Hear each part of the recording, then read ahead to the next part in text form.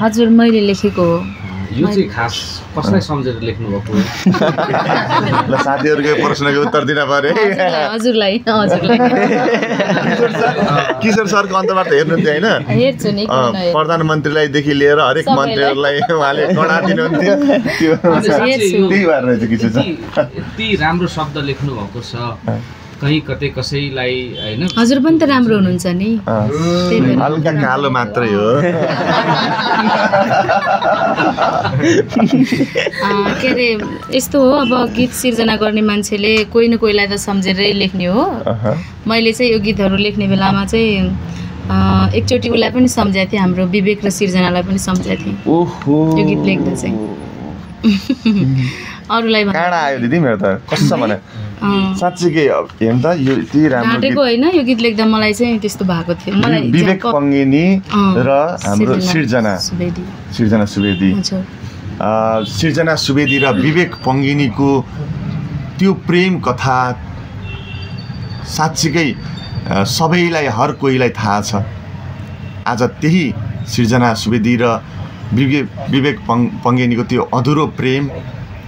कथालाई टपक्क टिपेर यहाँ गीत मार्फत प्रस्तुत गर्नुभएको रहेछ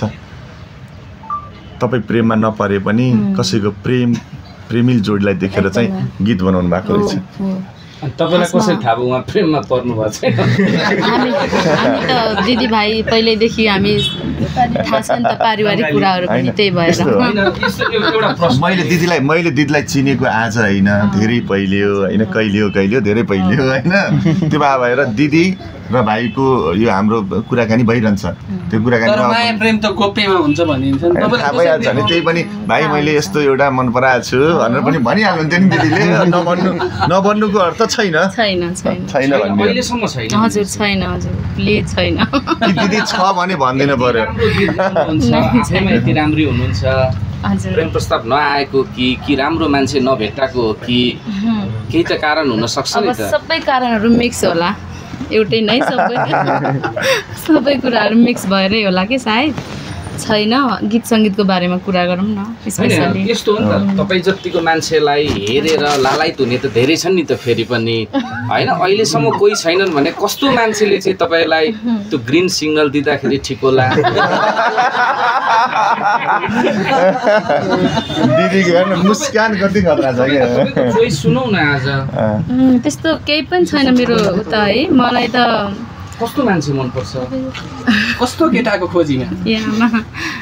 मैले जस्तै सोझो हुनुपर्छ क्या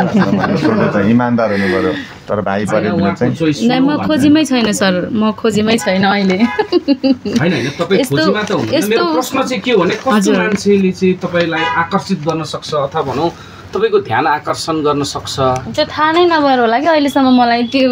केही नै छैन के यस्तो मान्छे भइदियो हुन्थ्यो भन्ने नै छैन लिरो ह्यान्डसमको खोजीमा हुनुहुन्छ खासमा मेरो आफ्नो परिवारलाई व्यवस्थापन गर्नमै व्यस्त छु हैन तपाईहरु सबैजनालाई थाहा छ हाम्रो परिवार कहाँबाट अहिले कहाँसम्मको यात्रामा छ भन्ने कुरा सबै हजुरहरुलाई थाहा छ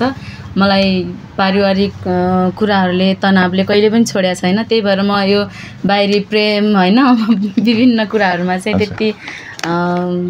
त्यो बाटोमा त्यो लयमा जानै पाएको छैन एउटा गरिब परिवारको छोरी हैन एउटा यो किसिमको उचाइ यो किसिमको सफलता हासिल गर्दै गर्दा फेरि घरमा कहिले को बिरामी हुने हैन बहिनीको त्यो अवस्था हैन त्यहाँ पनि धेरै खर्च भयो होला हैन त्यो पारिवारिक एउटा चाहिँ घटनाहरुले बेला-बेलामा